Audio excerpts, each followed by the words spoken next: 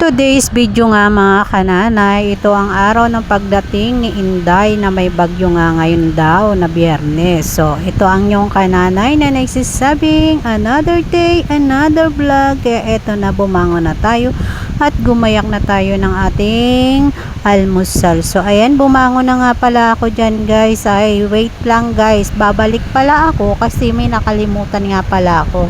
So nakalimutan ko yung charger at yung cellphone. Paano nga pala ako makakapag-video kung hindi ko dala yung cellphone charge? So ayun na nga guys, makulimlim ang umaga at bumaba na nga ako at madilim pa sa baba. So kailangan natin buksan ang ilaw. So ayun na nga guys, nagkalat na naman yung aming alagang si Sky. So ayan.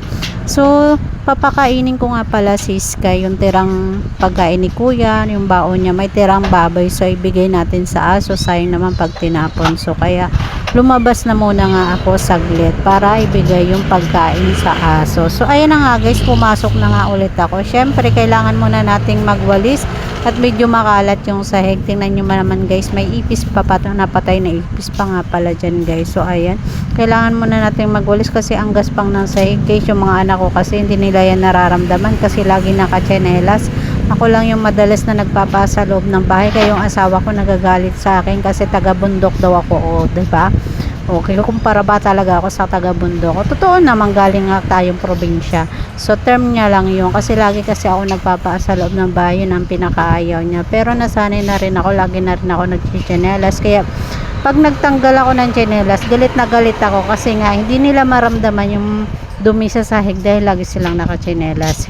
Nako, pag hindi ko sinabing hindi yung magwalis, hindi sila magwawalis, doon ako naiinis sa mga anak ko, napakatamad magsipagwalis.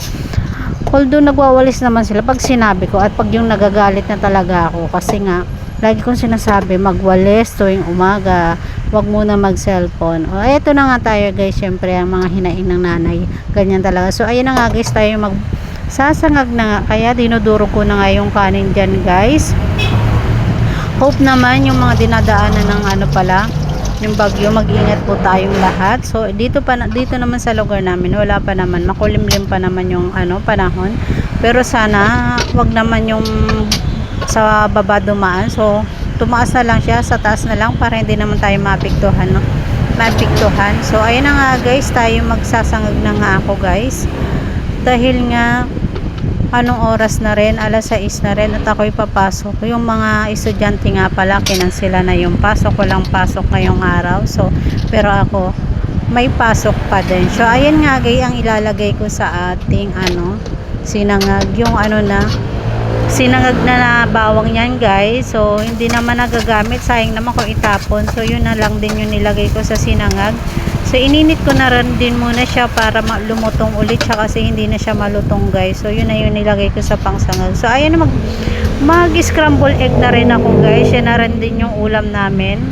At may hotdog nga pala, pinalagay ko muna sa kapitbahay namin kasi hindi muna ako naglagay ng hindi muna kami nagbukas ng ref, makakaiwas man sa kuryente kasi wala naman kaming ilalagay pa. So kaya nga guys, yan na muna ang aming almusal, scramble egg at hotdog. So may isang pirasong hotdog dyan guys, yun na muna yung kakainin ko kasi nga sarado pa yung pinaglagyan ko ng hotdog. So nakahiya naman, manggising tayo kasi maaga pa. So kaya sabi ko sa isa kong anak, lasing na, sila na lang yung magprito nun dahil mauna na akong kumain kasi 7 na nga. So kailangan ko nang kumain at para makaligo at may gagawin pa nga pala ako pagkatapos nyan.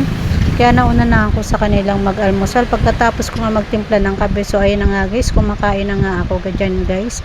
So yung anak ko mamaya na lang daw siya kasi yung hotdog nga nasa kabilang bahay pa. So tapos na nga akong kumain. So kailangan ko munang labhan yung uniform ng anak ko kasi papasok ng hapon mga 2:30. Hindi na labhan kagabi guys, or hindi na ibabad kasi wala pala kaming sabon. So umaga na nga pala ako nakapagpabili ng sabon sa isa kong anak. So ayun na nga guys, nilalabhan ko na siya para naman ida-dryer ko na lang siya guys kasi hindi na rin niya matutuyo pag hinangal ko na kasi wala ring araw. So kailangan ko siyang i-dryer pagkatapos niyan.